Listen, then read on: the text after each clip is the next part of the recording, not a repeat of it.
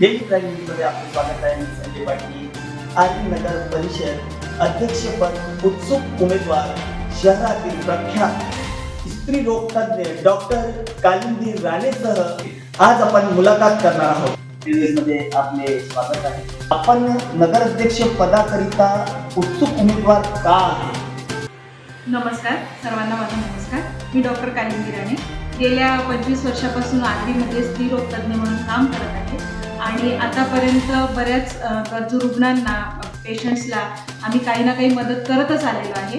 पहिल्यांदाच असं झालं की आर्वीमध्ये खुला महिला प्रवर्गात यावेळेस नगराध्यक्षाची सीट आलेली आहे आणि मला असं वाटलं की त्यानिमित्ताने आपण डायरेक्ट जनतेमध्ये जाऊन लोकांची सेवा करू शकतो, म्हणूनच मी यावेळी उमेदवारीचा अर्ज दाखल केला. एका मोठ्या राष्ट्रीय पक्षाची तिकीट सुद्धा मागितलेली अशी चर्चा शहरात आहे, हे खरं आहे का?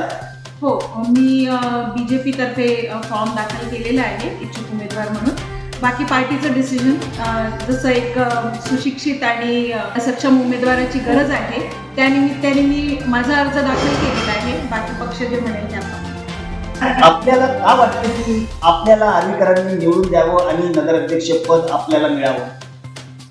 मी जसं म्हटलं की मी 25 वर्षापासून आर्वी इथे राहते. आर्वीचे काय प्रॉब्लेम्स आहे जवळून पाहिलेले आहे आणि नक्कीच मला असं वाटतं की जर मला लोकांनी निवडून दिलं तर त्याच्या बाबतीत मी काही ना काही करेल. एक डोक्यात जसं राहतं आपल्या की ह्या गोष्टी व्हायला पाहिजे शहर चांगलं बनवण्यासाठी.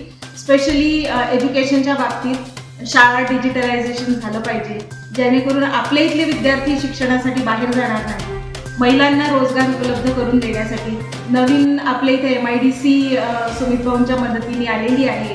तिथे काही महिलांसाठी आपण लघुउद्योग चालू करू शकतो. त्याच्यानंतर जो आर्वीतील प्रश्न आहे, हॉकर्स झोन आपल्याला तयार करू शकतो.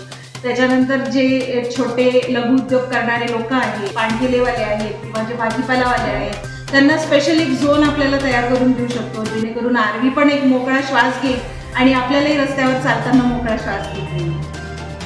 आपण नगराध्यक्षपद स्वीकारलं तर आपण काय करणार ते आर्वीकरांना सांगाल?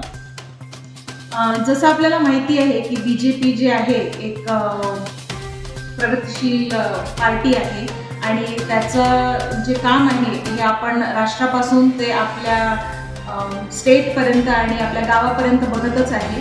राष्ट्रात नरेंद्रजी मोदी यांचा काय आज काम करण्याची शैली आहे सगळ्यांना ज्ञात आहे. महाराष्ट्रात सुद्धा देवेंद्रजी फडणवीस आणि आपल्या इथे सुमित भाऊंच्या मदतीने आजपर्यंत बरेचसे कामं झालेले आहेत.